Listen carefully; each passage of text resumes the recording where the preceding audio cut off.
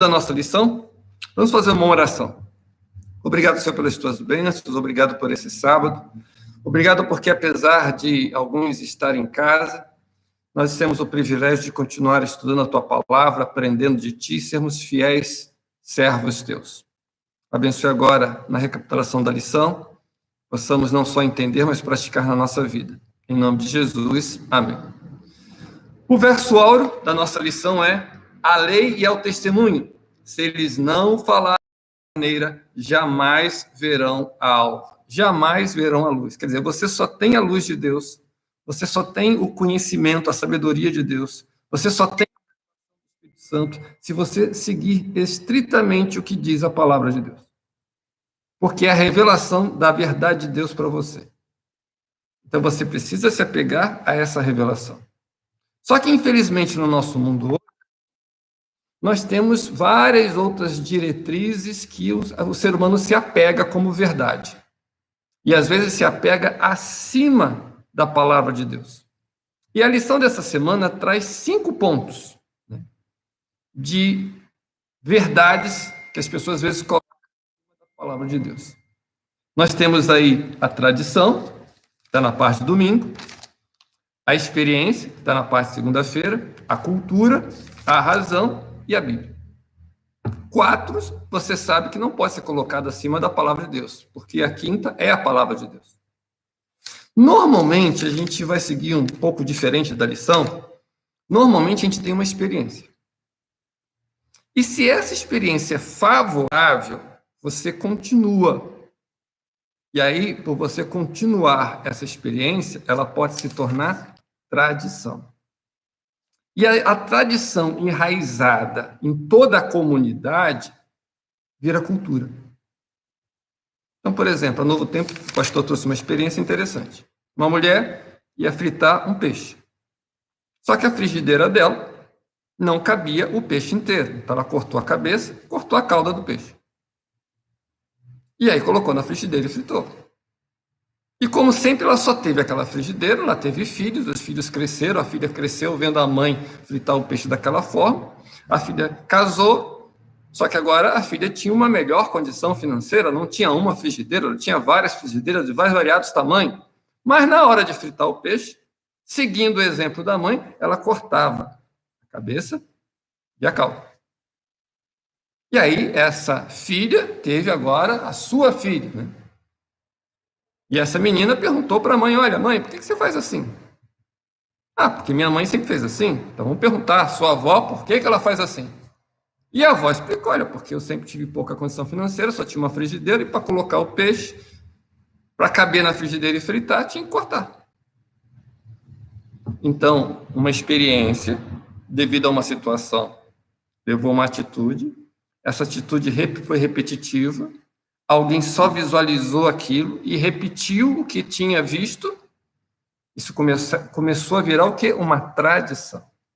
Mas imagine, né? Vou pegar o meu sobrenome, Melo. Se essa avó, e a minha avó teve 21 filhos, fritasse o peixe, os 21 filhos assistissem a avó fritando o peixe, né? Cortando a cabeça e a cauda, porque só cabe na frigideira se cortar. E esses 21 filhos agora têm netos e bisnetos. E aí eles se tornam tão numerosos que formam uma vila, né? Que nem o povo de Israel, né? 12 foi multiplicando até se tornar uma nação. E essa vila vira uma cidade. E nessa cidade, todo mundo corta a cabeça e a cauda do peixe. Então, aquilo que era uma experiência de uma avó passou a ser uma tradição, tomou conta de toda a cidade e virou uma cultura da cidade. Em outras palavras, às vezes a pessoa tem um motivo de fazer, mas os outros que estão seguindo aquela tradição não precisam ter o mesmo motivo, porque eles não estão na mesma realidade. E aí nós podemos dar vários exemplos disso. Por exemplo, por que a linha de trem, né, ela tem a largura de 8,5 polegadas? Por que tem esse espaço? E esse espaço é padrão em todo mundo. Aí você vai estudar e você descobre que as estradas romanas tinham essa mesma largura. Ah, mas por que os romanos faziam as estradas nessa largura? Porque as bigas romanas, os carros romanos, eram levados por 2 cavalos. Então, tinha que passar 2 cavalos. Então, a largura era de 2 cavalos. Aí você tem, né, o ônibus espacial, teve que ser diminuído o seu tanque para ser colocado num trem. Mas o espaço de um trem é o lombo de 2 cavalos. Mas precisava hoje manter a mesma coisa? Quer dizer, uma coisa lá do passado, para uma situação específica, continua sendo padrão hoje. Um outro exemplo, gravata. Por que pastor para pregar tem que usar gravata? No Brasil, o motivo é o seguinte: os fazendeiros mandavam seus filhos estudarem, e eles eram doutores, né? Eram chamados de doutores, médico, engenheiro e advogado. E aí, eles, para demonstrar a condição financeira elevada, eles usavam terno e gravata. Hoje, no Brasil, se você quer demonstrar uma pessoa confiável, você tem que usar terno e gravata. Então, os políticos, os repórteres do Jornal Nacional e outros centros de notícia usam terno e gravata. E o pastor, para se demonstrar confiável, usa terno e gravata. É uma questão bíblica? Não. É uma questão cultural. E assim você tem várias outras, né? A gente pode falar do chimarrão lá no gaúcho, e assim você pode... Tradições. Algumas tradições viram até festas, baseado em experiências. Então, primeiro vem a experiência, que pode se tornar uma tradição, que se tomar conta de todo mundo vira cultura. E qual o problema? O problema é que, às vezes, algumas tradições ficam acima da palavra de Deus, que algumas culturas ficam acima da palavra de Deus, que algumas experiências ficam acima da palavra de Deus. Nós vimos que, por exemplo, a experiência era necessária. Vários profetas tiveram uma experiência com Deus e pregavam baseado nessa experiência. Paulo não deixava de pregar quando ele viu Jesus e caiu como quase morto. Davi tinha Deus como Senhor dos exércitos, por quê? Porque Davi teve uma experiência com Deus aonde? Em batalhas. Abraão é uma outra experiência. Moisés é outra experiência. E eles pregavam desse Deus baseado nas suas experiências. Então, a experiência é necessária. A experiência toca o nosso coração. Não é só a razão. Certo professor, uma vez ele colocou um exemplo disso de uma forma bem clara. Você é brasileiro. E agora é final da Copa do Mundo. O Brasil chegou à final. Contra a Argentina. E agora os 50, né? Os 46 minutos do segundo tempo, faltando apenas 30 segundos para terminar o jogo, o Brasil faz o gol. O que você faz? Você usa a razão? Ah, que legal. O Brasil fez o gol. Poxa, ganhamos, somos campeões. Não dá mais tempo para a Argentina empatar. Com certeza você vai ouvir berros de tudo quanto é lado da sua janela. Você vai berrar em casa, campeão, gol. Por quê? Porque junto com a sua razão está a sua emoção, a sua experiência. Então, a experiência é necessária. Só que eu não posso me basear só nela. E aí você tem religiões que se baseiam na experiência. Você mostra a palavra, você mostra a verdade, a pessoa diz, o Senhor não me revelou. Quer dizer, a revelação da palavra não serve de nada. Porque ele só baseia a verdade na sua experiência. E eu já ouvi isso várias vezes. Pregando, às vezes, o que estava escrito na Bíblia, mas, irmão, está escrito aqui. Mas se o Senhor não me revelar. Mas como o Senhor vai te revelar se ele já revelou? E a pessoa se apega à sua experiência e não aceita, e não segue a palavra de Deus. Nesse ponto, a experiência se torna ruim. Porque a experiência humana é boa, mas não é confiável. Maldito o homem que confia no homem. É boa, ela tem o seu papel. Tudo que Deus criou em nós tem um papel, mas devido ao pecado, está corrompido. Então eu não posso confiar totalmente. E por isso eu tenho que ter uma base confiável. E essa base confiável é a palavra de Deus. E da experiência nós vamos para a tradição e cultura. A tradição e a cultura, ela nos leva à nossa história, o porquê dele. E às vezes compreender o porquê de, compreender a nossa história, isso é importante. Se não fosse importante, a Bíblia não era um livro de história, colocando a nossa origem desde lá do Éden até hoje. Entender a história é importante. Ellen White diz: nada temos a temer em relação ao futuro, se não esquecermos como Deus nos conduziu no passado.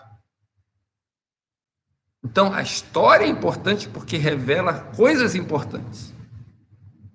Então, a tradição tem o seu papel, a cultura tem o seu papel, porque muitas dessas tradições e culturas têm um efeito histórico.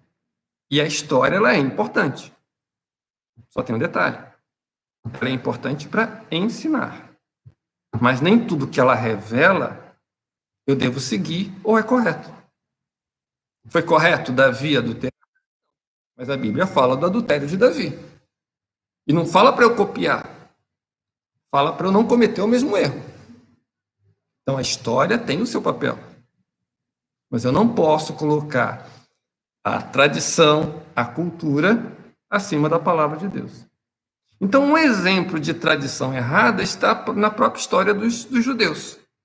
Os judeus tinham várias tradições que estavam em choque com a palavra de Deus. E aí Jesus vem e coloca os erros dessas tradições, dizendo: olha, isso aí é tradição de homem. E vocês não devem seguir. Porque essas tradições estão erradas. Por exemplo, não posso fazer o bem no sábado, não posso curar ninguém no sábado. É uma tradição de homem. Porque dentro do princípio do sábado, fazer o bem no sábado é certíssimo. Por quê? Porque agrada a Deus, e o sábado é para agradar a Deus. O sábado é fazer coisas que elevam, adoram.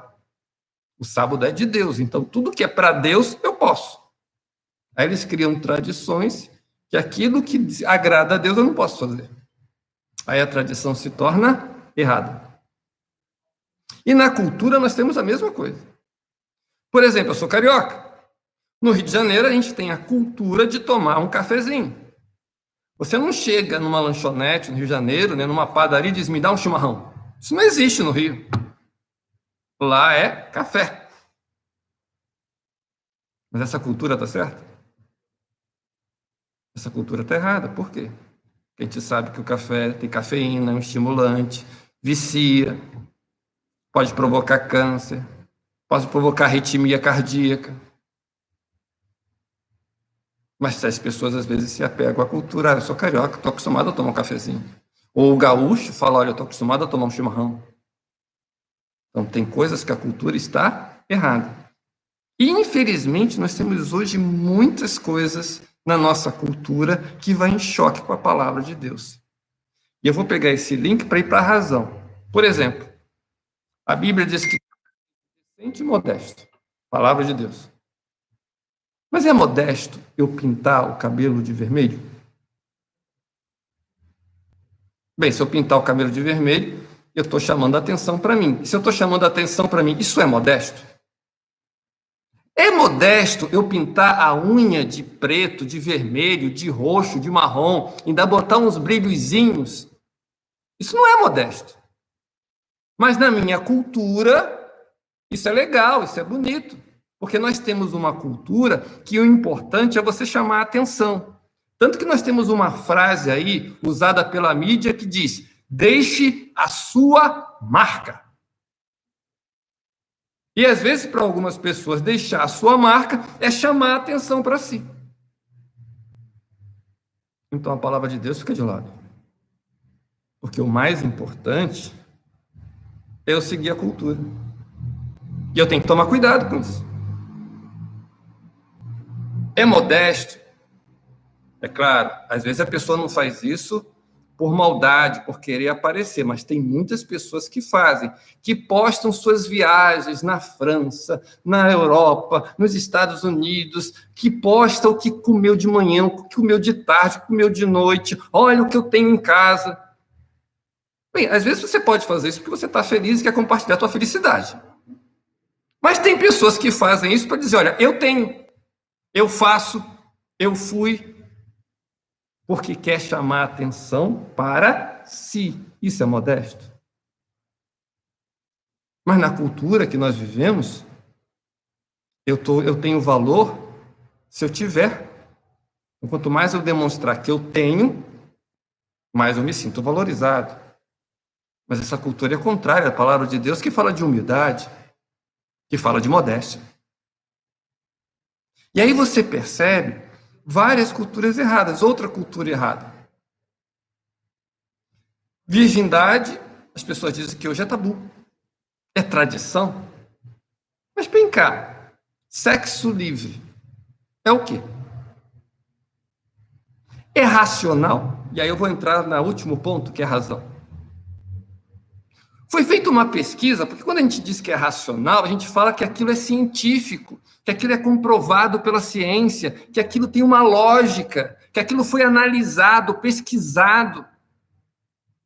Foi pesquisado que é melhor para a sociedade virgindade ou sexo livre? Que para não ter doença venérea é melhor virgindade ou sexo livre? Para não ter filhos que vivam sem pais é melhor virgindade ou sexo livre? Foi feita uma pesquisa para isso? Existe uma pesquisa comprovada que sexo livre é melhor para a sociedade, para as pessoas? Não. Mas eu coloco como uma verdade. Racional? Não é. Porque se fosse racional, seguindo a linha do raciocínio, teria que ser cientificamente comprovado. Aí você entra num ponto interessante. Nem sempre o que as pessoas aí fora pregam como racional tem base científica. Em outras palavras, não é racional. E a razão também não explica tudo. E você tem isso nas mais variadas áreas. Exemplo, hoje você tem vários tipos de família. E as pessoas dizem, olha, o importante é você amar e você ter a família do jeito que você quiser. Se você quiser ter uma família homem com homem, mulher com mulher, uma mulher com 2 homens, um homem com 2 mulheres, tranquilo. Eu pergunto, foi feita uma pesquisa para isso? Para ver o que é melhor para a sociedade? Mas as pessoas pregam como verdade, como culturalmente correto. Por quê? Porque se você falar o contrário, você tem preconceito. Mas racional não é. Porque se fosse racional, seria feita uma pesquisa, seria feita uma análise e se comprovaria, olha, viver com homem é melhor do que viver homem com mulher. Mas não existe nada disso. Existe simplesmente uma cultura que foi espalhada, que está tentando se enraizar na sociedade, mas que não tem base nenhuma e que não segue razão nenhuma. Aí você percebe que a razão que as pessoas pregam, na verdade, não tem base. A única base que você tem certeza que é comprovada de geração em geração é a palavra de Deus. Porque tudo que a Bíblia prega como verdade, hoje continua sendo verdade e é cientificamente comprovado que é o melhor. Por exemplo, a alimentação vegetariana. Foi pregado lá no Éden e continua sendo pregado como a melhor alimentação para ter uma vida saudável. Os princípios de Deus não mudam, porque Deus é verdade. E você pode confiar. Só que para esses princípios serem uma ação na minha vida, eu tenho que obedecê-los. E toda vez que eu não obedecer, a minha vida será prejudicada. Se eu não obedecer os princípios de saúde, minha saúde vai ser prejudicada. A saúde da minha família vai ser prejudicada. Se eu não obedecer os princípios morais, a moralidade na minha casa, a moralidade na vida dos meus filhos vai ser prejudicada. Toda vez que eu não obedeço alguma área que Deus pede, nessa área eu vou ser prejudicado. Porque obediência é igual a bênção. Desobediência é igual a maldição. Isso está bem claro no livro de Deuteronômio. Então, uma coisa eu tenho que fazer. Eu tenho que confiar na palavra de Deus. E não só confiar, eu tenho que praticar. Mas para praticar, como diz o início da lição aí, o Espírito Santo que revelou e inspirou o conteúdo da Bíblia, nunca nos conduzirá contrariamente à palavra de Deus, nem para longe dela. Então, além de eu confiar, eu tenho que deixar o Espírito Santo me conduzir, para que a vontade de Deus, através do Espírito Santo, seja realizada na minha vida. Que você possa ter a sua experiência com Deus. Você possa ter as suas tradições familiares, culturais do seu país. Você possa ter a sua cultura, a sua história. Mas que tudo isso possa passar pelo filtro da palavra de Deus, para que você saiba que este é o caminho e que você deve andar por ele. Que Deus te abençoe. Vamos fazer uma oração? Obrigado, Senhor, pelas tuas bênçãos, obrigado pelo estudo da lição. Possamos colocar a palavra de Deus como base da nossa vida. Que possamos ter a nossa experiência, nossas tradições, nossas culturas, mas que tudo possa ser filtrado pela tua palavra.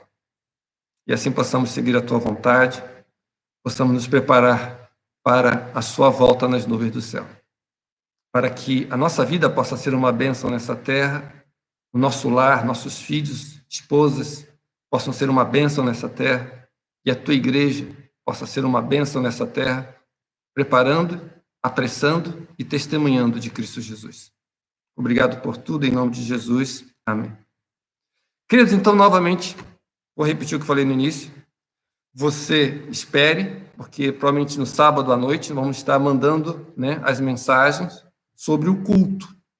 Provavelmente amanhã à noite teremos culto, já que o prefeito liberou, o governador liberou, nós só vamos acertar os detalhes. Nesses detalhes, algumas exigências foram feitas que eu já quero passar para você. Aqueles que têm 60 anos ou acima de 60 não podem comparecer. Aqueles que têm doenças crônicas não podem comparecer. Aqueles que são gestantes ou têm filhos de 0 a 12 anos podem comparecer. Então, aqueles que são de 13 a 59 anos podem comparecer na igreja. Todos de máscaras. Tá? E quando chegar na igreja, vai receber álcool gel e vamos ter que sentar separados. Claro, se você é família, você já vive, junto dentro de casa. Então, a família pode sentar junto no mesmo banco. Mas famílias diferentes ou pessoas que vierem sozinhas vão sentar separados de seus amigos. Que Deus te abençoe, um bom sábado. Agora, coloque aí a ACP, Minha Casa, Minha Igreja, no YouTube, e aí você pode assistir a programação que está sendo feita pela associação, junto com a União Sul-Brasileira, e aí no final teremos a mensagem com o pastor Marlington Lopes. Um bom sábado a todos. Lembrando que a igreja está aberta até meio-dia, estamos recebendo doações de alimentos, estamos fazendo aconselhamento, se você precisar, nós vamos estar aqui na igreja. Estamos também orando, se você quiser uma oração especial. Estamos também recebendo os dízimos e ofertas, a tesouraria está aberta. E aí você pode vir, até meio-dia estaremos aqui. Deus te abençoe.